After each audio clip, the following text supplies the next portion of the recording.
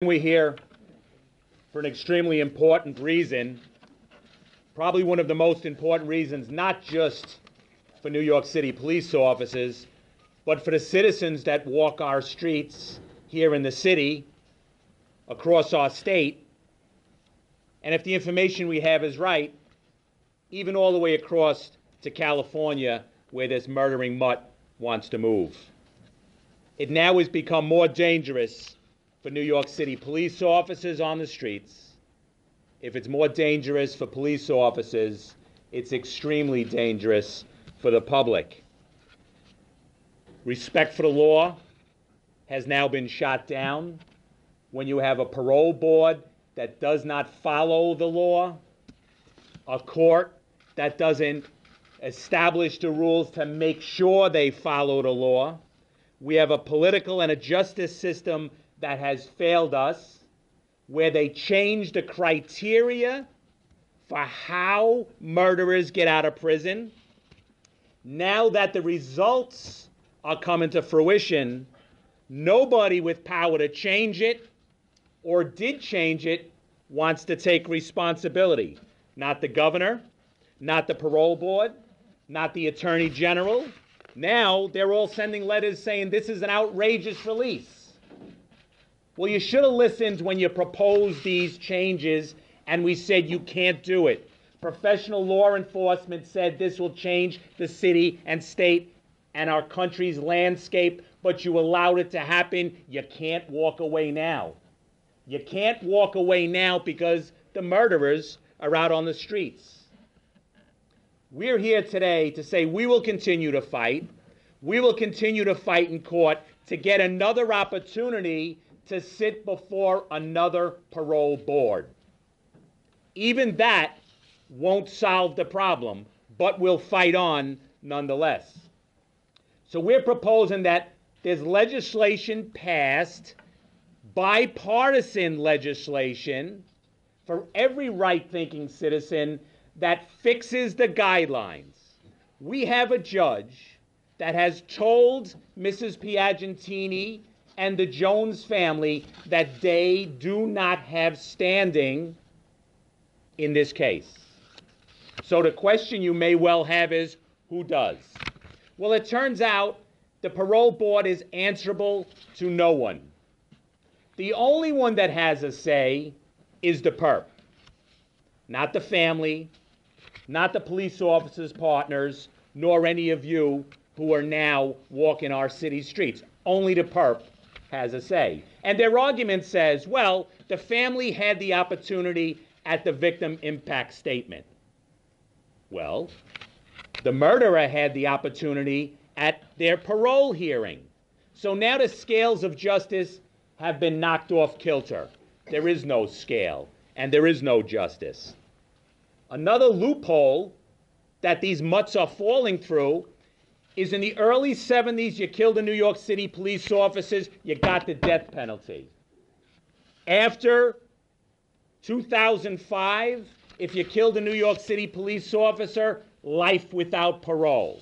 So the life of the police officers in between aren't worth what our other heroes are worth.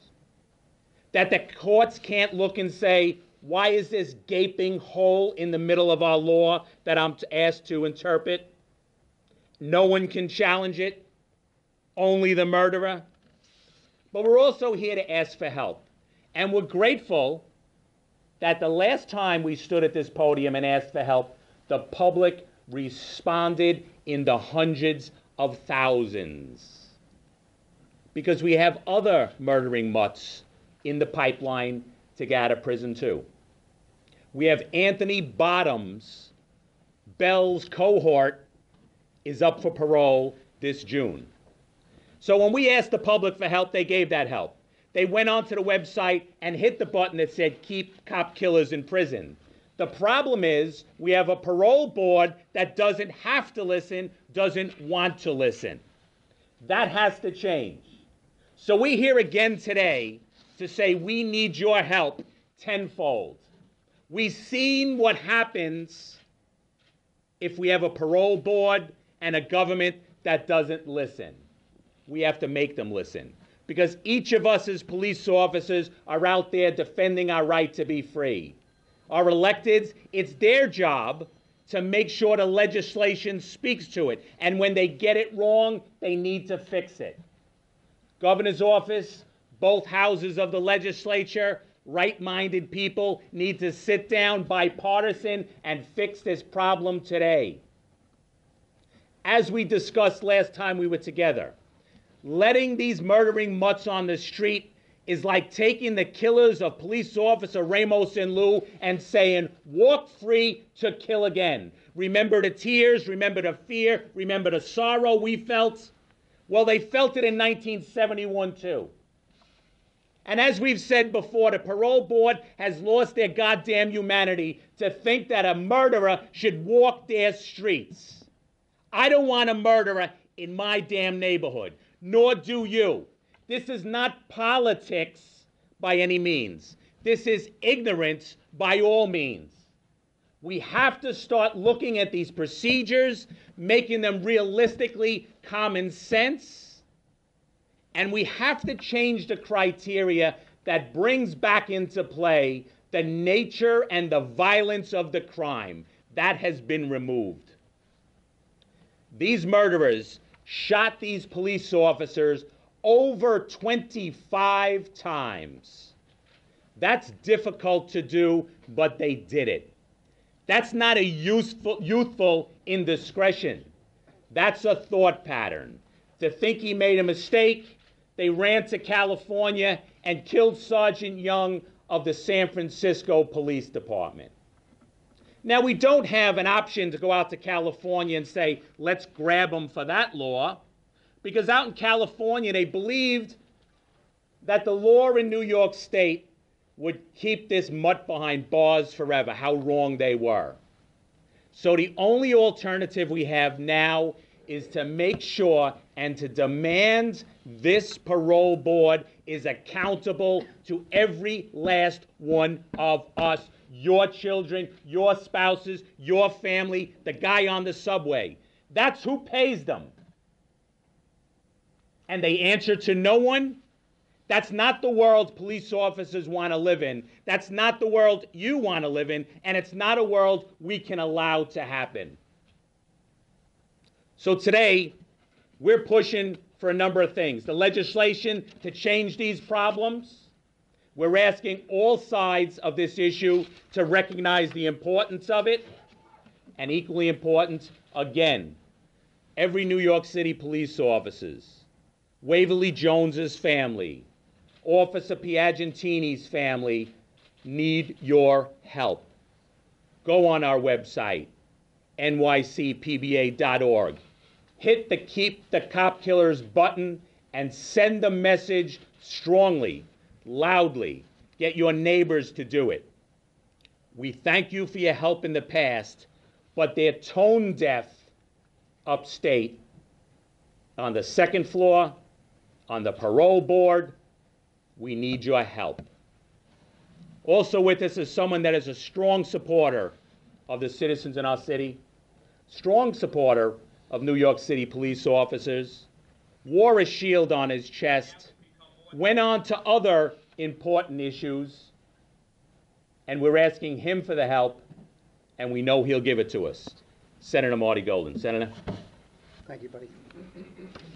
Thank you, Patrick. I'm honored to stand here next to these proud police officers, and especially the officers from the 3-2 precinct here that lost their brother in this terrible, terrible brothers in this terrible, terrible gun battle. It's unfortunate what Patrick has pointed out here, the president of the PBA. Governor Cuomo and his minions have declared war on public protection. It was just a few months ago that they released John Roos, the murderer of a state trooper. Then they go and release Herman Bell. Herman Bell, as has been pointed out, shot over 25 times between Officer Waverly Jones, who was killed instantly, and Herman Bell shot 22 times, pleading for his life, for his wife, and for his 2 daughters. Pleading. And Herman Bell walks over and puts a bullet in his head with his own gun. Really? And as Pat has pointed out, what he did in California, we know that he killed 3 police officers. We know he showed no mercy. We show that he has no sympathy. His Twitter account erased before the hearings. Think about that. Why would you want to erase your Twitter account? Because we know what was on that Twitter account. What else did this board do, this parole board? How it's violated the rights of every person in this state. They were supposed to look at the transcripts of the trial, the pre-sentencing, as well as the transcript of the sentencing. They did not. What else were they supposed to do? They said, was there anything new since the last time he came out on parole? And guess what? They said no. There was 4,000 petitions. Never brought up.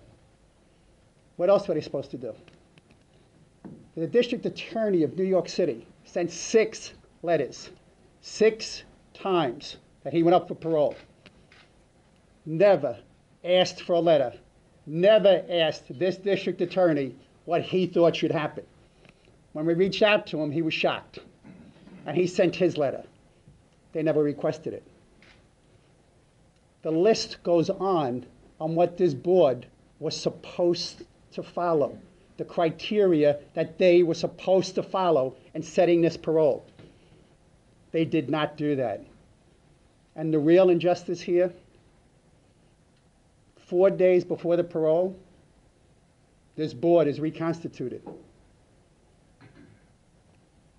Why? By whom? What was the criteria for changing the board? Did they get the results that they wanted? Did Governor Cuomo send a message to the parole board and get the message out? This is what they wanted. I got to ask that question. The investigation should go on. This parole commissioner and this parole board should be investigated on how they chose to make this decision in putting up a reconstituted parole board. 4 days before the parole of a man that murdered 3 police officers in this country and 2 here in this great, great, great city. They're also supposed to take into consideration what impact will society have when you release an individual like this into society. Did they do that? No. Ladies and gentlemen, Herman Bell, and I want to thank the PBA. They went out there, and Mr. Piagentini, in tears, bringing this case and trying to get a TRO to hold this individual in jail while the appeal process continues. They're not upholding a TRO, which means Bell could be released before the appeal is even heard. Think about what I'm about to say. Mrs. Piagentini is in tears. The daughters are in tears. The Waverly Jones family, they go out and they interview a person in the Waverly Jones family. And I'm not going to tell you, but if you look at that, I'm not sure that that son is the son of the family that is responsible for this shooting. And then when they finally go out and they do the interview of the Waverly Jones family, they find out that Waverly Jones's family wants him in jail where he belongs. They failed to do that job as well. This stinks from the bottom up. And it's up to our media to get the answers. We're going to try to do the best we can at the legislative point so that we can find out what happened here. And if we need legislation, and we're putting legislation out there to change how the criteria is to set up a parole, we're going to do that. Ladies and gentlemen, this is shocking. The list goes on. This governor, in the budget, wanted to do geriatric parole. Geriatric parole is 55 and over. So he had already sent a message to his parole board what he was trying to do here. Did the parole commissioner reconstitute this board to get the results that they wanted? What happened then? Murderer Chris Thomas murdered 8 kids from 4 to 14 years of age. 8 children, 2 mothers, 18 and I think 21 or 22 years of age. He does 2/3 good time, and because of the structure of the law, he's allowed to be released.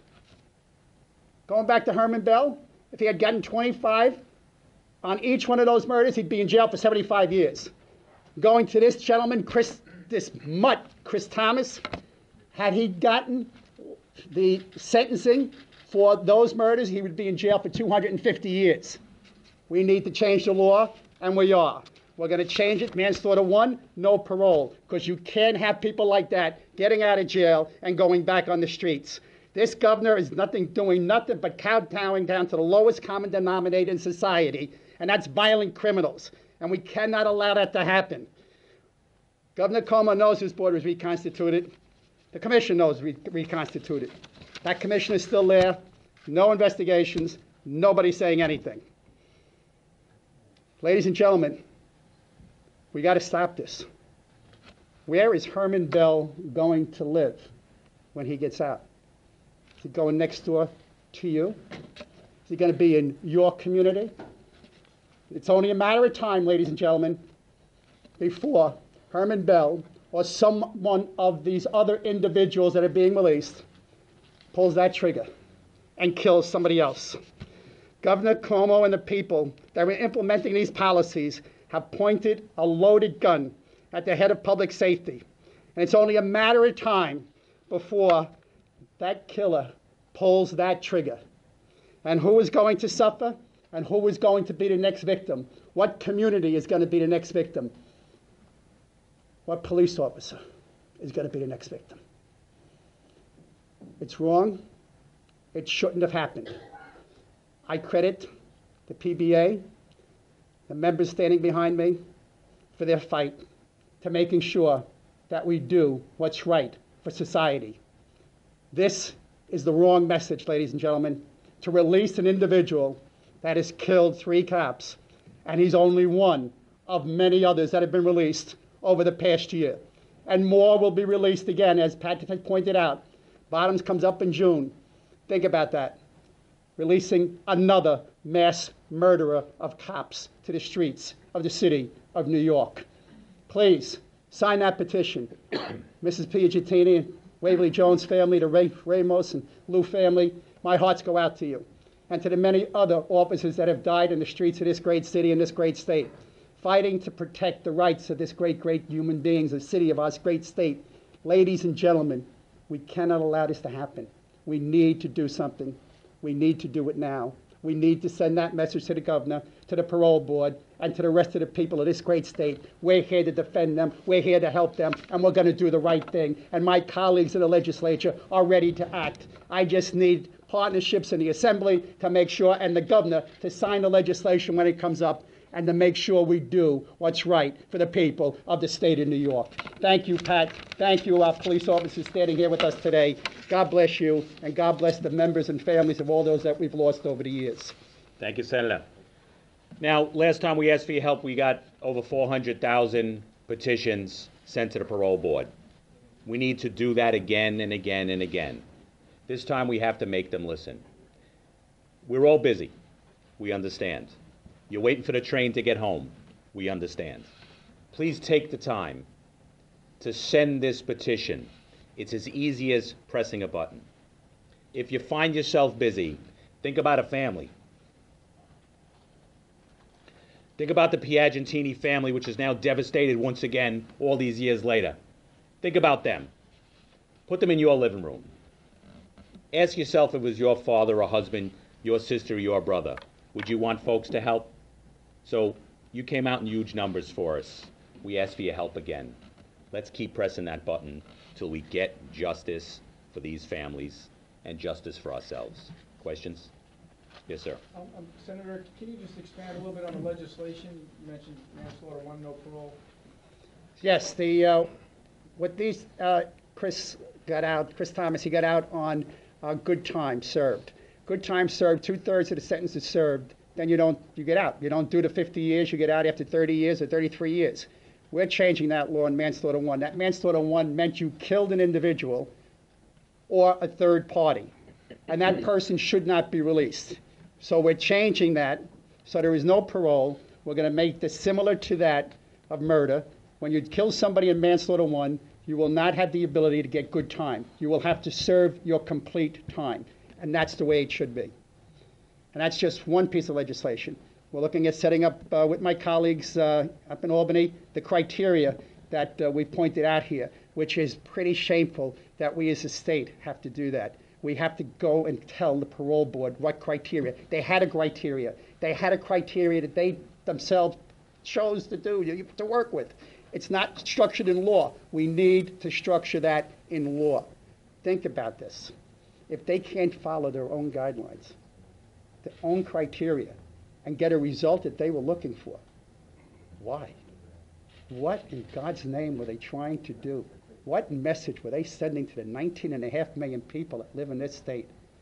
Ladies and gentlemen, this is wrong, and we cannot allow it to exist. Bell is due to get out imminently, perhaps as we speak. Today. What legal option do you have, if any, to keep him in or to get him re-remanded? We are now going to the appellate division. Our papers are filed in the appellate division to have it heard, to have him. We hoped to get a temporary restraining order to have him kept in prison while this case moves forward. The judge didn't see fit to do that. So what we're asking is reverse it, allow a new, clean parole board to look at all the evidence, go by their own criteria, and then go out and get Bell again and put him where he belongs. So we'll continue to have this fight. It's a shame that each step of the way, the fight gets steeper and steeper. That's not what the public wants. The response we got when we asked for the public's help says, this is idiotic. We need common sense processes. Common sense processes, what we had and was changed. Well, there was a mistake made. Correct your mistake. Yes, ma'am. Yes, I don't understand how Mrs. Piagentini, people go before parole boards and make victims impact statements. How is it that she has no standing? What does that mean? It doesn't make any sense whatsoever. And what the judge in this case ruled, saying, well, Mrs. Piagentini had her opportunity at the victim impact statement. Well, the perp had that opportunity at his parole hearing. So now there's no balance to the justice scales. So now it turns out that the only one that has a say is the murderer. Of course he's going to say he's innocent. He surely never said he was sorry. He gets a say. Then you say, well, what's the road we can take to change this and have it reviewed? There is none. The parole board is elected by God.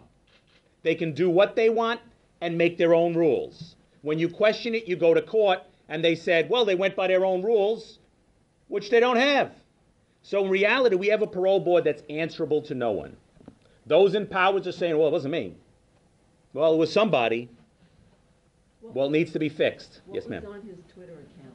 His Twitter account is constantly associated with terrorist groups. We can get you exactly what was on his website, which, of course, he was smart enough, because we educated him in prison, to go scrub his site. But remember this, you have to be remorseful as one of the criteria. Well, 2 years ago, our police officers, our detectives went to that prison.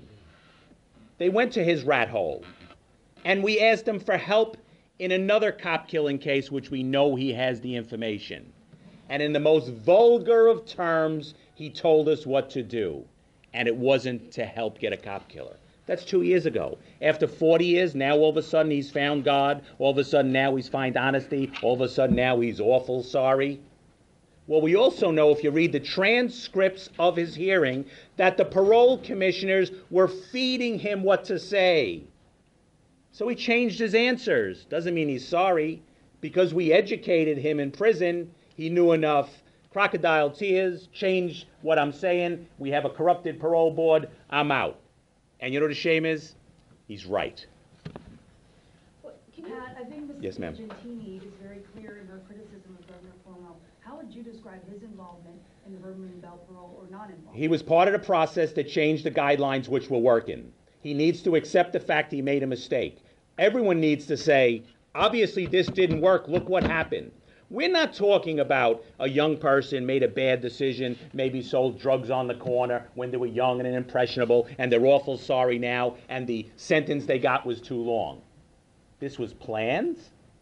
He spent 40 years part of the revolution which he never thought ended, and he's going to come out like a folk hero. So now we have to take a step back and look and say, we changed the law, we changed the guidelines, we were wrong, now let's bring some common sense. We're in a world where it's left and right.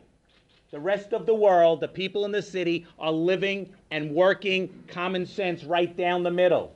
This is not a bipartisan issue. This is not a left or a right issue. This is an issue about justice. We have to start, look, we like to stand here and say we have to have a dialogue, right? You hear that a lot, right? Well, a dialogue means listening. A dialogue means when there's a mistake to say we made a mistake, let's change it. Let's be women and men and stand up and say we made a mistake, let's change it. That's what we're looking for. We're looking for it from the parole board. We're looking for it from the governor's office. We're looking for it from the legislature. We're looking for it from City Hall. That's right, we're looking for it from everyone. Everyone talked the game that led to these changes for their own political gains. Well, now we have to say, mistake, take a step back. You know why people are dying? And they did. Pat, Let me get here 1 minute. Yes, ma'am. I had a question on an incident in the NYPD Midtown South where officers kept repeatedly asking Starbucks not to hand out free food to emotionally disturbed people. The officers felt they were very Stay much on in point. danger. Yeah. And one of them got assaulted, will never be 100% again. How is it that the suspect that assaulted an officer so badly gets arrested again, and let out? It's a system that's weak. It's a system now where the conversation, look, our elected officials and those that are having these conversations have to understand your words count.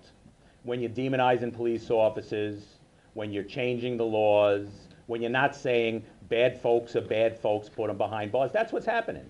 They had 1,000 discussions with that Starbucks to say, you can do what you want, you can do it differently where it's safe. They chose not to. A police officer's career is now over. Yes, sir. Pat, what option does California has or does have right now to charge Bell for the homicide? He was already charged. It's done. What California at the time based their decision on, saying, well, he's getting life without parole out in New York, so we no longer have to worry about it here. So let's close the case out. Let's close the 61 so it's done deal. They never believed that a parole board here in our state would allow this mutt out onto the streets. How wrong they were. We wish they held back, because then we can call our colleagues and say in California, here he comes, they let him out, go get him and charge him in that killing. Because we don't care why he's behind bars, we just don't want him in our neighborhood. We need them behind bars and we don't care why. So why can't you do that? Why can't you go to? Because they closed out the case in California.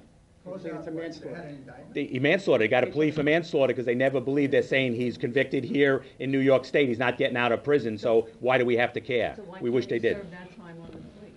They didn't. The deal was that he's behind bars. It's closed out in California. We'd have to talk to the California legal teams out there, but we wish they had that. The first calls we got from detectives within our job and said, hey, this is easy, Patty. Let's talk to California, get them to lock him up on that charge. They pled out on it. They never believed he'd get out. As Pat is saying, that would have been 25 years for the killing of the police officer that's in California. 25 years for each of these police officers. We didn't have life without parole. Think about that. If he just got that time, he'd be in jail for 75 years. He's not. I laid out, there's a criteria on how you release an individual on parole.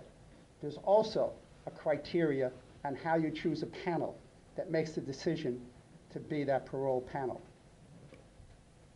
How did they do that? How did they bifurcate that process to get the results that they wanted? I leave that to you. Is there any way to challenge in that jurisdiction No. that they agreed to close a case out that's a New York case and work? with No, the the case was a California case because they killed Right. Sergeant Young out in California. Right. So they were going forward with that case, but said he's going to prison, he'll never get out, so we can just plead this down because it makes no difference, it's irrelevant. We had wished they had held it open and then we can go get him again, but unfortunately decisions were made back then. It's the wrong decision. I'm trying to Yes, ma'am. understand this loophole a Yeah. little bit better because that's Sure. what you're trying to change. Mhm. So, are you saying that the parole board did not take Ms. Piagentini's Yeah. victim impact statement into account? No. They didn't take it into account at all? We don't believe so by the decision that was here. Mrs. Piagentini gave the victim's impact statement, which is a powerful statement, and it talks about how the family's life was changed, how your life has changed since your father and your husband are gone.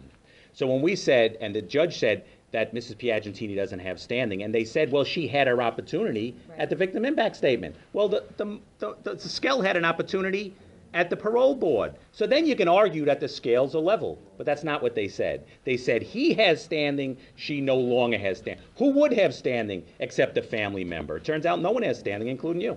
So it's shameful. It's shameful. So they didn't even take into, did you say 400,000 letters? We have 400,000 between. And they didn't take that into They didn't take into consideration between our website, our petition process, Senator Golden's petitions that went upstate. We worked with a number of law enforcement. I think it was over 400,000. They were ignored. They didn't bring it. They didn't look at the folder. They didn't look at the testimony. They didn't look at the testimony of Mrs. Piagentini and her daughters. They only looked at the testimony given before the parole commissioners by the murderer.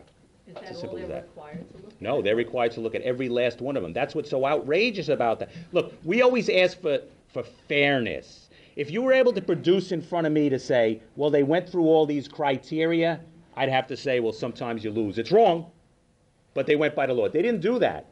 What they did is they backed into it. When we said you didn't do it, that next day they looked at it and said, oh, we looked at it now, but it didn't change our minds. So basically you're challenging their process. We're absolutely challenging their process. They didn't go by their law. Unfortunately, the first judge didn't see it our way. We're hoping the second judge will take the time and say, all we're asking for is make sure they go by the criteria, make sure they go by the law, and give us a fresh, clean, uncorrupted parole board to hear this family out. And you know that they ignore these things because... They ignored these things. We look at the transcripts.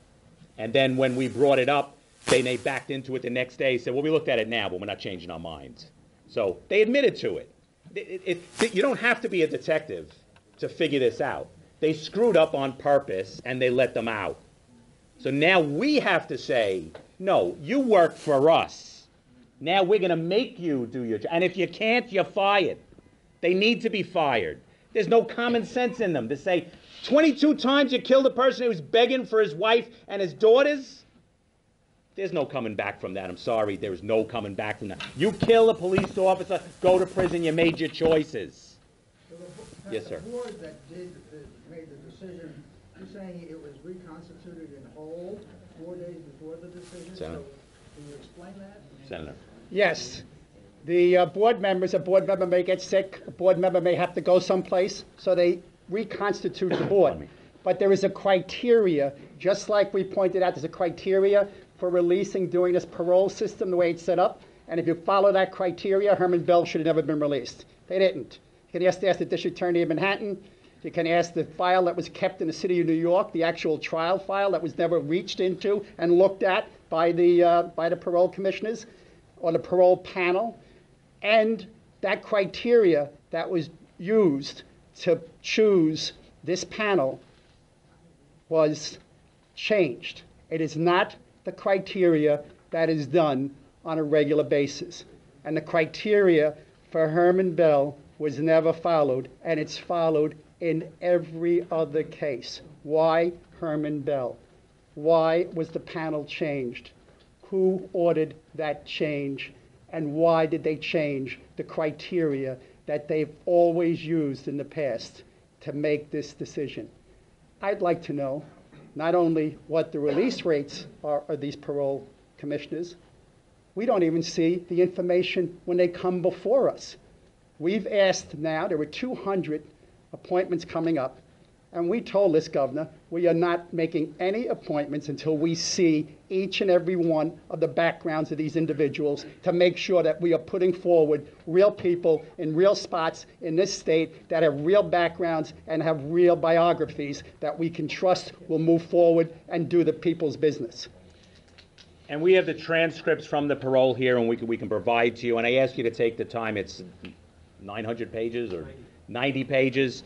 I asked you to take a read through that and look at the tone in which the questions from the parole commissioners are asking this mutt. Just look at the tone. Put yourself sitting at that table, and you'll come to the same conclusion we have. Yes, sir. I know you mentioned this earlier. Where is Bell expected to relocate, you said? We understand that he wants to move out to California. You know, he wants to go out where he killed another cop. He didn't finish a job out there. There's more cops on patrol. Let's go kill them. So we understand that he's getting out here. The heat is on here. So let me run to California. Maybe they won't notice. Well, we'll notice. We talk. It's a small world. There's a lot of us, but we talk. What else are you doing now? Is there a TRO in place now? There is not a TRO. Unfortunately, we had a TRO. We went to court to get a TRO. I apologize. The judge did not grant us. We went to the appellate division in hopes that the new judge in the appellate division in the appeal would give us the TRO. He said no to the TRO, but the case can move forward. But the problem with not having the TRO is this mope today is walking out of prison. Okay, and there's no prospect of the other court granting one today? Not the TRO, but hearing the case and saying he needs to go back, the criteria. So we'd have to go recollar him, which we're glad to do, and bring him back. Is there a fast track on this appellate division schedule? Lawyer question, I'm not sure, but I don't think so, but I can get you that answer, sir. There's no other court to go to get a TRO? From the appellate division, we'd have to go to the Court of Appeals. We're going to keep fighting this straight up. We hope it stops now. We hope someone, reads the papers, listens to the radio, and says, what happened here? Let me take a crack at this. That's what we're hoping on. We need everyone to take a deep breath, look at common sense, look at the process honestly, and all we're asking for, remember, is another parole hearing, an uncorrupted one. Yes, sir. What's your, do you have a theory? You were the senator, you asked a lot of questions as far as, what happened here and why did they change or reconstitute the board 4 days prior? And is there any hypothesis here? Yeah. Yes. The governor got exactly what he wanted. The governor wanted the release of Herman Bell, and he got that. Why? And the parole commissioner got it as well. Why did he want to release it? He believes he's Cowtown. He's under election process right now with a primary, and he's catering to the lowest denominator, Cowtown, to these criminals, and it's wrong. And you know what? There's a price to pay for that. Remember what I told you before. He wanted geriatric parole in the budget. That means at 55 years of age, you get out of jail. You get out of jail card for being 55 years of age regardless. That's the signal he sent to the parole board. That parole board followed through on that message. They didn't follow the criteria that they were supposed to follow. And then they didn't follow the criteria, and when they chose the panel, they changed that criteria. If you put 2 and 2 together to get to 4, ladies and gentlemen, somebody meddled with this. Somebody is criminally wrong here in doing what they did. And I think when you do an investigation, you will find out what we're saying here should have never, ever happened. That man should not be on the street. He may be going to California today. He could be going to New York next week. We have no idea where this individual is going to wind up. Him and many others that are being released as we speak. Can you ask somebody to criminally investigate? I believe there are avenues in the process of that happening right now, but we need some investigations to go on for that to get to a full fruition. The governor the other day was asked about this and said, if I were on the parole board, I would not have released him. Do you believe you believe he was just saying that as a political statement? Now you tell me. Him and the mayor both agree on something? Give me a break. Questions? Yes, ma'am. Are there any more questions on topic? Thank you, everyone. Yes. All right, thanks. Regarding the escaped prisoner this morning, I understand he asked officers to use the bathroom, so they uncuffed him and then he pushed past them. Would you be able to speak to what's the procedure? I didn't get a report on that. You'd have to talk to DCPI on that question. All right, thank you. Thank you, everyone, for taking the time to cover this important question. Your questions were intelligent. We appreciate it to get that message out there. Thank you, everyone. Thank you.